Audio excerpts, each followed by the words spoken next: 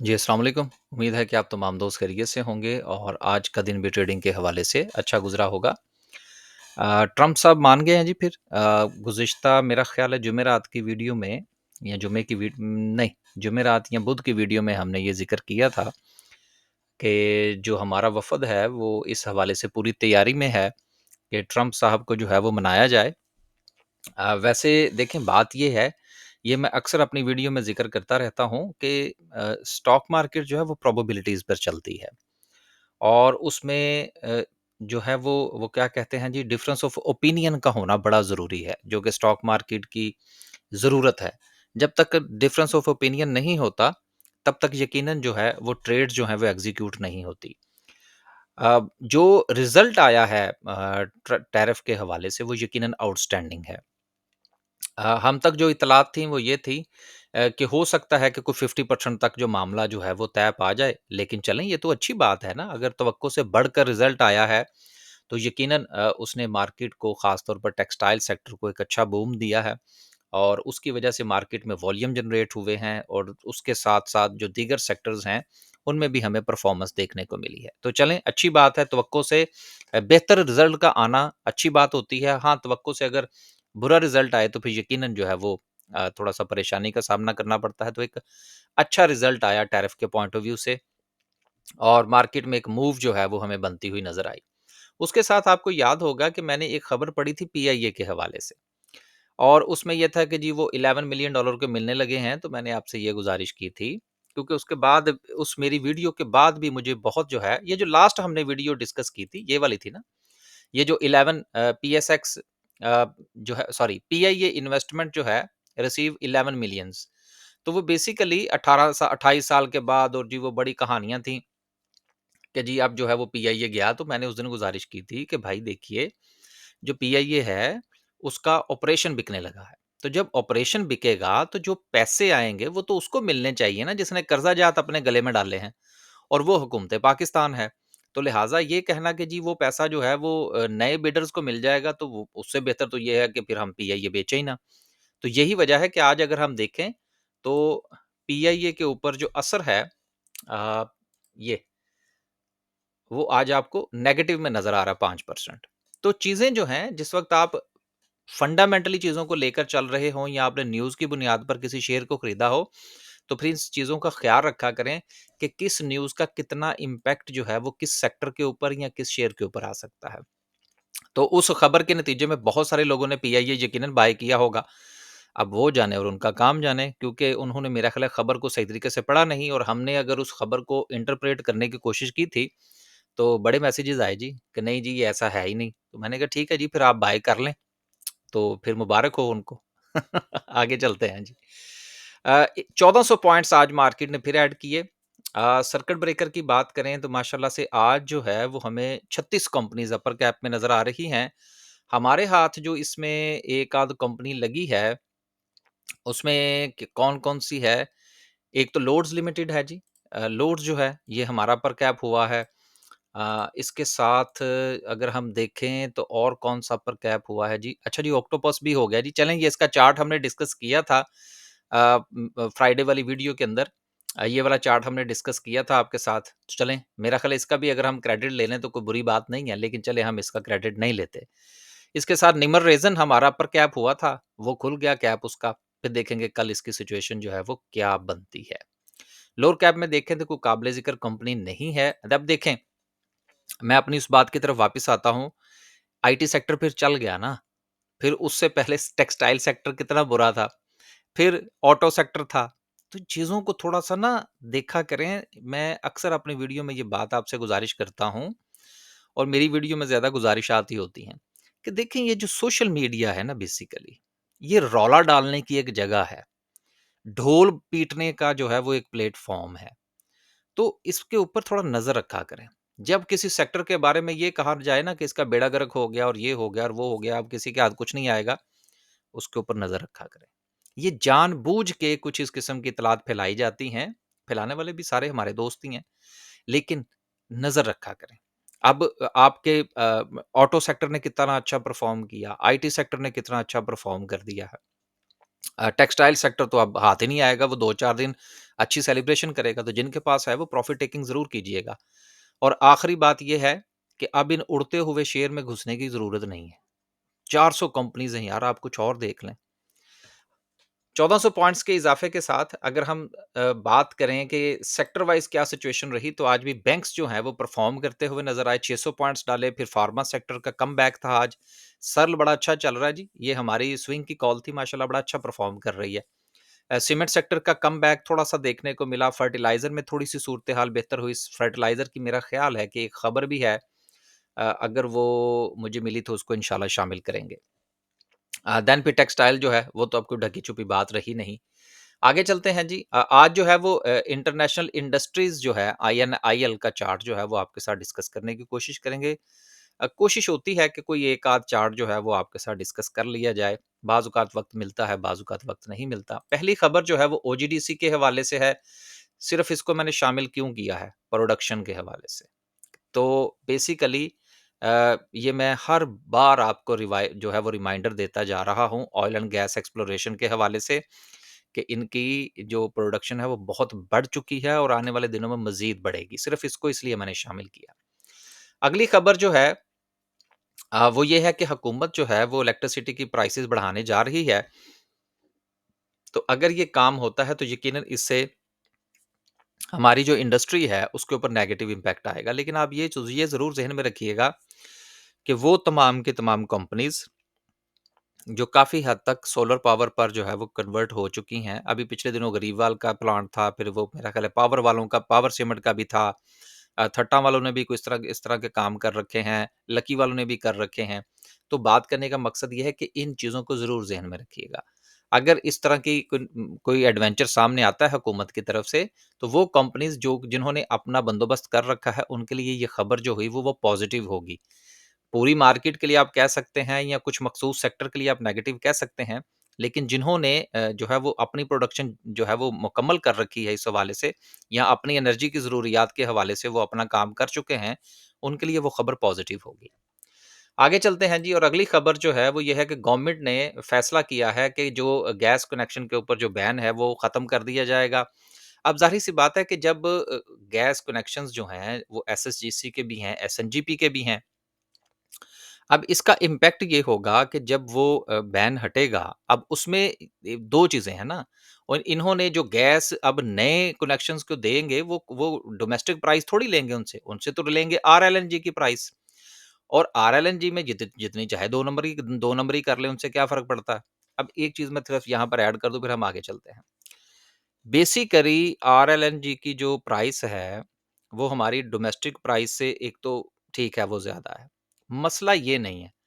मसला ये है कि जो हम गैस इंपोर्ट करते हैं आरएलएनजी की शक्ल में, उसमें जो हरारे होते हैं, वो हमारी डोमेस्टिक जो गैस है, उसकी निस्बत ज़्यादा होते हैं। अब फ़र्ज़ करें कि अगर आपको प्राइस लगती है आरएलएनजी की और देते वो आपको डोमेस्टिक गैस हैं, तो फिर तो मौजें हो जाएँगी ना। अब ये अंदर खाते कुछ 2 नंबरियाँ चलेंगी, जिससे गैस कंपनीज़ को फ़ायदा होगा। वो ये होगा कि हो सकता है कि कुछ सेक्टर्स या कुछ जो है वो इंडस्ट्रीज़ ऐसी हों कि जिनको बिल जो है वो उनसे डोमेस्टिक का लिया जाए और दी उनको आरएलएनजी जाए। और जो डोमेस्टिक कंज्यूमर जिनके लिए अब ये बैन लिफ्ट हुआ है, उनसे पैसे लिए जाएँ आरएलएनजी के और दी उनको डोमेस्टिक गैस जाए। ये बड़ी अंदर की गेम है, इसको थोड़ा समझना बड़ा ज़रूरी है, लेकिन ये टेक्निकल पॉइंट है। अगर अगर आपको इस चीज़ के साथ कोई इतना इंटरेस्ट नहीं है या समझ ना आए, तो इसके हवाले से कोई परेशान होने की ज़रूरत नहीं है। सिर्फ़ ये दिहाड़ियाँ लगने लगी हैं गैस कंपनीज़ की, ये आप ज़हन में रखिएगा। इसलिए मैंने इस खबर को शामिल किया है कि नए गैस कनेक्शंस दिए जाएँगे, आरएलएनजी की प्राइस ली जाएगी और उनको हो सकता है कि डोमेस्टिक गैस दी जाए। तो वो क्वालिटी का फ़र्क आ जाता है उसमें। तो जब क्वालिटी का फ़र्क आएगा तो गैस ज़्यादा जलेगी, हरारत कम पैदा होगी। ये चीज़ें समझने वाली हैं, टेक्निकल है। बहरहाल अगर आप इसको इग्नोर भी कर दें तो कोई बड़ी बात नहीं। आगे चलते हैं जी और अगली खबर जो है वो हमने ये जो शुरू में डिस्कस कर ली जो ट्रंप के हवाले से थी।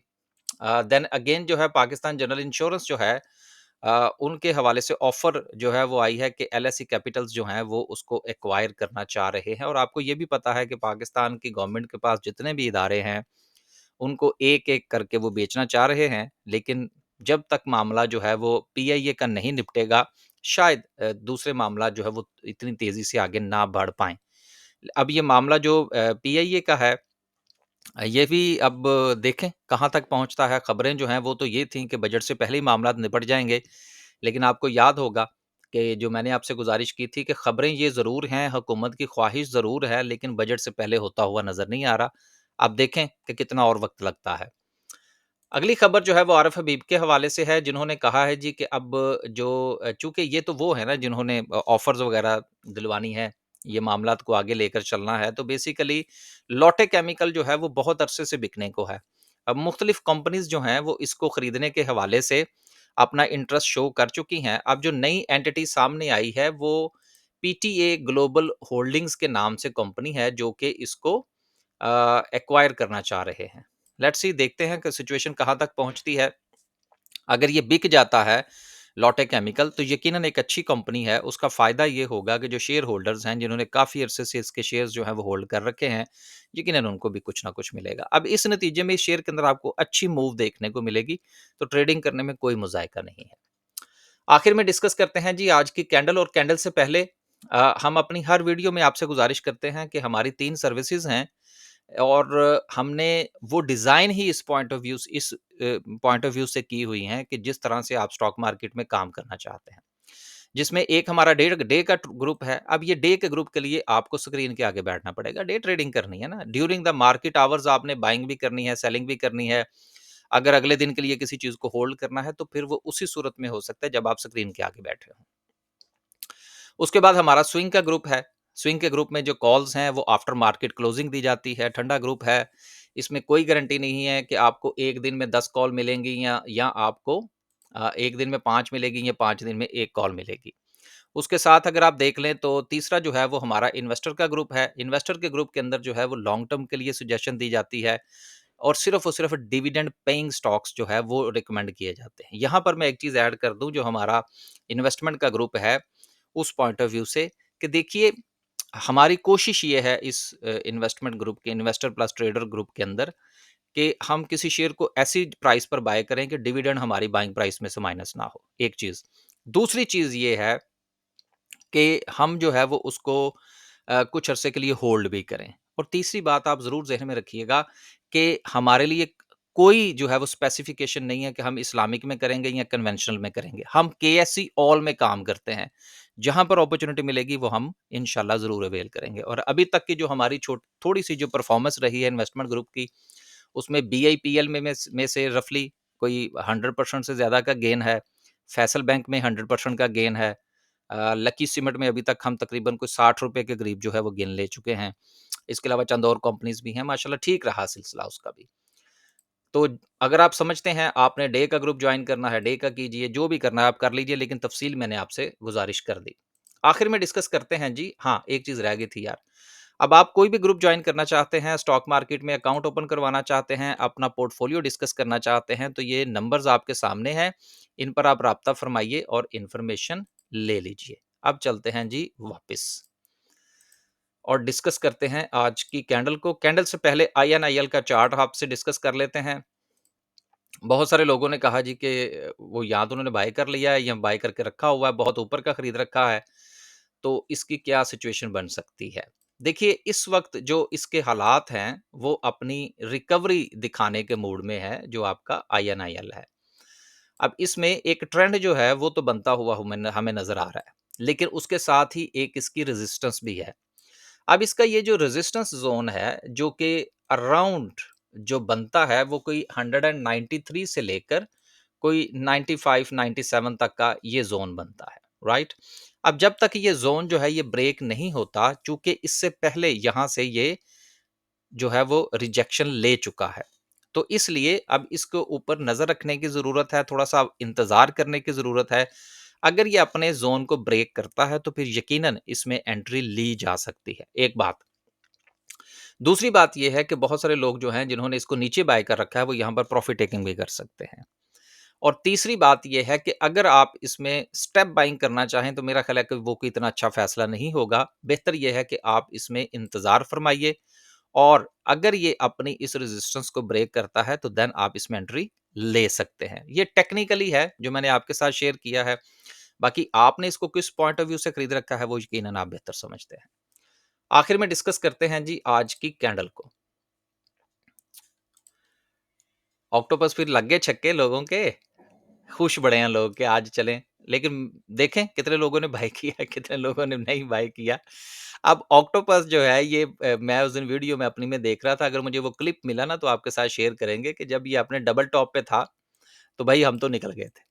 तो ये चीज़ें हैं जब वक़्त पे फैसला कर लिया करें कि आपने कितनी देर के लिए किस शेयर को होल्ड करना है। राइट। अच्छा जी, ये इसकी सपोर्ट थी और ये इसकी ट्रेंड लाइन थी और हमने ये गुज़ारिश की थी कि अगर ये ट्रेंड लाइन जो है ये ब्रेक करता है तो यकीनन इसमें जो है वो सूरत-ए-हाल मज़ीद बेहतर हो सकती है। अब ये वापस जो है ये इस अपनी ट्रेंड लाइन को टेस्ट करने आ रहा है। अब इसमें ये सिचुएशन भी बन सकती है और ये नीचे भी आ सकता है। अब देखिए ये हमेशा जो है ना स्टॉक मार्केट में जब तक आपके पास राह फरार नहीं होगा ना, जिसको हम लोग एग्जिट स्ट्रेटजी कहते हैं। ये जो अभी मैंने आपसे गुज़ारिश की कि इसमें 2 सिनेरियो हो सकते हैं। एक ये वाला, राइट, और दूसरा ये वाला। अब ये वाला जो चीज़ है इसको जिसको अभी मैंने राह फरार कहा है, एग्जिट स्ट्रेटजी कहा है। बेसिकली हम स्टॉक मार्केट में मार इसलिए खा जाते हैं कि हम जो है वो सिर्फ़ एक तरफ का सोच के बैठे होते हैं, कि भई इसने तो अब जाना ही ऊपर है, ये नीचे आ ही नहीं सकता। ऐसा नहीं होता स्टॉक मार्केट के अंदर। आपने हमेशा लॉस को पहले मद्देनज़र रखना है, प्रॉफ़िट को जो है वो बाद में मद्देनज़र रखना है। मसलन मेरी आदत क्या है कि मैं इसको इतना इम्पोर्टेंस नहीं दूँगा, मैं इसको इम्पोर्टेंस दूँगा। क्यों? इसलिए कि इसके अगर ये इस तरफ को मूव करती है, तो भाई उससे उससे मुझे कोई फ़र्क नहीं पड़ता। क्यों नहीं पड़ता? इसलिए कि मुझे तो प्रॉफ़िट आएगा ना, राइट? अगर आप किसी इसको इंडेक्स की बजाय शेयर समझ लें। लेकिन भाई अगर ये इधर को गया तो जो 2 पैसे मैंने कमा रखे हैं वो मार्केट वापस ले जाएगी। तो मैं बेसिकली इन दोनों चीज़ों को लेकर चलता हूँ और इसके ऊपर ज़्यादा नज़र नहीं रखता, मैं इसके ऊपर ज़्यादा नज़र रखता हूँ। अब ये मेरी स्ट्रैटेजी गलत भी हो सकती है, 100% गलत हो सकती है। इससे आप ज़रूर इख्तिलाफ़ कीजिए। तो इस वक़्त जो हमारे पास जो सपोर्ट और रेजिस्टेंस है, उसके पॉइंट ऑफ व्यू से अगर आप देखें, तो मार्केट के पास जो इमीडिएट रेजिस्टेंस है, वो अराउंड 1 लाख अ 33,800, मेरा ख्याल है अगर इसको 134,000 कंसीडर किया जाए तो वो ज़्यादा बेहतर है और मार्केट के पास जो इस वक़्त सपोर्ट बन रही है, वो 133,000 की है। तो ये 2 मार्केट के पास इस वक़्त पॉइंट हैं, जिनके ऊपर नज़र रखने की ज़रूरत है। इसके ऊपर इसलिए मैं कह रहा हूँ कि आपको नज़र रखनी चाहिए क्योंकि ये ट्रेंड लाइन को ब्रेक करके नीचे आ सकता है। लिहाज़ा अगर ये नीचे आएगा, तो हो सकता है वक़्ती तौर पर मार्केट में आपको थोड़ा-सा सेलिंग प्रेशर का सामना जो है वो करना पड़े। बस जी, आज के लिए सिर्फ़ इतना ही। खुश रहें, आबाद रहें, अपने पोर्टफ़ोलियो का ख़्याल रखें। उड़ते हुए शेयर से परहेज़ करें। अब आजकल जो सबसे ज़्यादा मुझे मैसेजेज़ आ रहे हैं, वो ये है कि जी बनीज़ का चार्ट डिस्कस करें। अब मुझे लगता है खरीद बैठे हैं ऊपर। तो अभी थोड़ा एन्जॉय करें, फिर देखेंगे किस दिन इसका चार्ट डिस्कस करना है। यार देखिए अभी क परसों-तरसों आप चंद दिन पहले मैंने आपसे गेल का चार्ट किए दे चेक जो है वो डिस्कस किया, देखें कहाँ पे गया। अब हमने ऑटो सेक्टर के गेल में ट्रेड किया, जीएचएनआई में ट्रेड किया, लोड्स में ट्रेड किया, डीएफएमएल में ट्रेड किया। सब में से कुछ ना कुछ मिल गया ना यार। तो ये ज़रूरी थोड़ी है कि जो शेर जो है वो छलांगे मार रहा हो, आपने उसी को ही पकड़ना होता है। यार जो खड़े शेर हैं, जो अपने चैनल के अंदर हैं, जो अपनी सपोर्ट पर हैं, उनको देख लें यार। अभी जो है वो ऑक्टोपस चार्ट के वो आज गैप हुआ पड़ा है। माफ़ कीजिएगा, इन चीज़ों को समझने की ज़रूरत है। अल्लाह हाफ़िज़।